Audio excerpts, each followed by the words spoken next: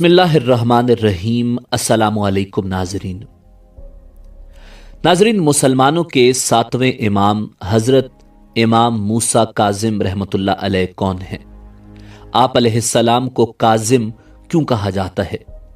खलीफा वक्त खलीफा हारूनुर रशीद ने इमाम मूसा काजिम रहमतुल्लाह अलैह को एक तवील मुद्दत तक कैद में क्यों रखा? इमाम मूसा काजिम अलैहिस्सलाम को जहर किसने दिया था और आपकी शहादत कैसे हुई? नाज़रीन, हज़रत इमाम मूसा काजिम अलैहिस्सलाम तस्बीह इमामत की 7वीं कड़ी हैं और हज़रत इमाम जाफ़र सादिक अलैहिस्सलाम के फर्जंद हैं।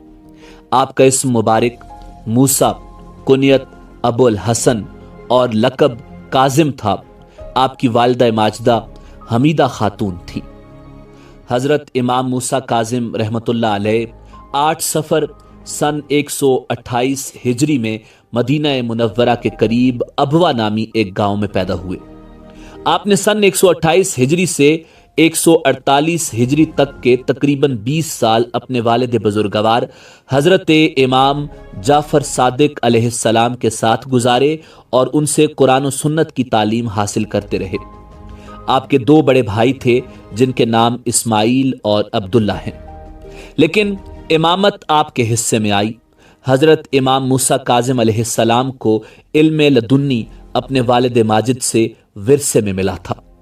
आहिस्ता आहिस्ता आपके फजाइल और कमालात तमाम दुनिया के सामने रोशन हो गए, यहाँ तक कि हजरत इमाम जाफर सादिक अलैहिस्सलाम ने आपको अपना जानिशीन मुकर्रर फरमा दिया। नाजरीन, सन 148 हिजरी में इमाम जाफर सादिक अलैहिस्सलाम की शहादत के बाद आप रहमतुल्लाह अलैह मनसब इमामत पर फायज हुए। हजरत इमाम मूसा काजिम अपने वालिद गरामी हजरत इमाम जाफर सादिक रहमतुल्लाह अलैह की शहादत के बाद 35 साल तक जिंदा रहे। आपने अपनी इमामत का कुछ अरसा मदीना मुनव्वरा में गुजारा और बकिया हिस्सा बगदाद में बसर किया।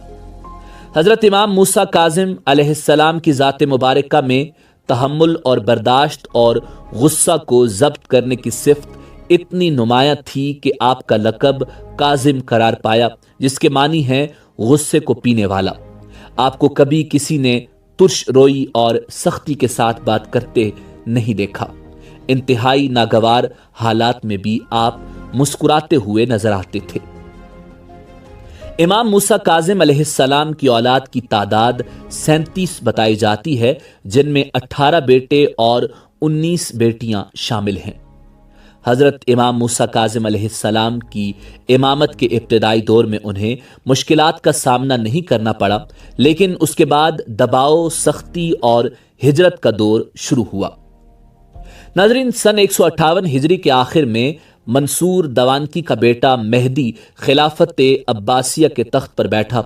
शुरू में तो उसने इमाम मूसा काजिम अलैहिस्सलाम के खिलाफ कोई इक़दाम नहीं किया, मगर चंद साल बाद जब वो 164 हिजरी में हज की गरज से हिजाज मुक़द्दस आया तो मदीना मुनव्वरा में हज़रत इमाम मूसा काजिम अलैहिस्सलाम का असर रसूख उसके लिए नागवार गुजरा।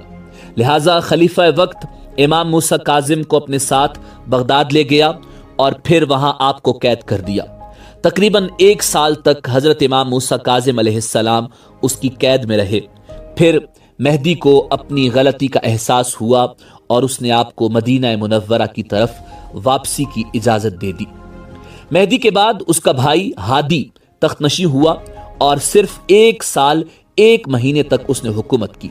उसके बाद 170 हिजरी में हारूनुर रशीद का ज़माना आया, जिसमें फिर हजरत इमाम मूसा काजिम अलैहिस्सलाम पर मसाइब के पहाड़ टूट पड़े।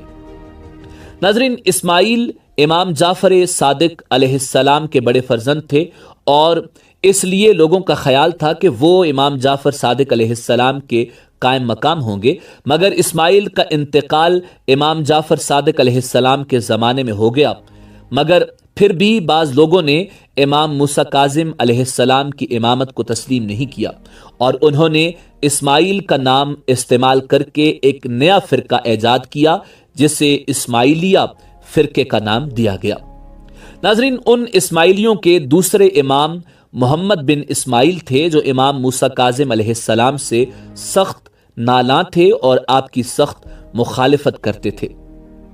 اسی محمد بن اسماعیل نے خلیفہ ہارون الرشید کے ایک وزیر یحییٰ سے ساز باز کر کے خلیفہ وقت ہارون الرشید کو حضرت امام موسیٰ کاظم علیہ السلام کے خلاف بھڑکایا۔ ناظرین، محمد بن اسماعیل نے خلیفہ ہارون الرشید سے کہا کہ اس ملک میں 2 بادشاہ ہیں۔ خلیفہ نے اس کا مطلب پوچھا تو محمد نے کہا، جس طرح آپ بغداد میں سلطنت قائم کیے ہوئے ہیں، مکہ مکرمہ میں آپ کے مقابلے میں امام موسیٰ کاظم ہے۔ یہ سن کر ہارون الرشید کو غصہ آیا اور انتہائی اشتعال کے درجے تک پہنچ گیا۔ اس نے محمد کو 10,000 دینار عطا کر کے رخصت کیا۔ خدا کا کرنا ایسا ہوا کہ محمد کو اس رقم سے فائدہ اٹھانے کا ایک دن بھی موقع نہ ملا۔ اسی شب ان کے حلق میں درد پیدا ہوا اور صبح ہوتے ہوئے وہ دنیا سے چل بسا۔ لیکن خلیفہ ہارون الرشید کے دل میں محمد کی باتوں کا اثر بیٹھ گیا اور اس نے یہ طے کر لیا کہ امام موسیٰ کاظم علیہ السلام کا نام صفحہ ہستی سے مٹا دیا جائے۔ ناظرین، خلیفہ ہارون الرشید نے امام موسیٰ کاظم علیہ السلام کو طویل عرصے تک قید میں رکھا۔ امام موسیٰ کاظم علیہ السلام کو مخفی رکھنے کے لیے مختلف زندانوں میں بھیجا گیا۔ ہارون الرشید نے حاکم بصرہ کو حکم دیا کہ امام کو بصرہ کے زندان میں ڈالا جائے۔ اس زمانے میں بصرہ کا حاکم عیسیٰ بن جعفر بن منصور تھا۔ عیسیٰ نے 1 سال تک امام موسیٰ کاظم علیہ السلام کو بصرہ کے زندان میں رکھا۔ اس دوران ہارون نے عیسیٰ کو خط لکھا کہ امام کو زہر دے کر قتل کر دے۔ عیسیٰ نے اپنے نزدیکی لوگوں سے اس سلسلے میں مشورہ کیا تو انہوں نے یہ رائے دی کہ امام موسیٰ کاظم کو قتل کرنے کے ارادے کو چھوڑ دے۔ چنانچہ عیسیٰ بن جعفر نے ہارون الرشید کو خط لکھا جس میں کہا گیا تھا کہ امام موسیٰ کاظم رحمۃ اللہ علیہ نہایت متقی اور نیک انسان ہیں، ہمیشہ امت مسلمہ کی خیر و عافیت کے لیے دعائیں مانگتے ہیں، لہٰذا انہیں معاف کر دیا جائے۔ مگر خلیفہ وقت خلیفہ ہارون الرشید پر اس خط کا اثر نہ ہوا اور اس نے امام صاحب کو بغداد بلا کر پھر سے قید کروا دیا۔ ناظرین، بغداد میں حضرت امام موسیٰ کاظم علیہ السلام سندی بن شاہق کے قید خانے میں رکھے گئے۔ یہ شخص بہت ہی بے رحم اور سخت دل تھا۔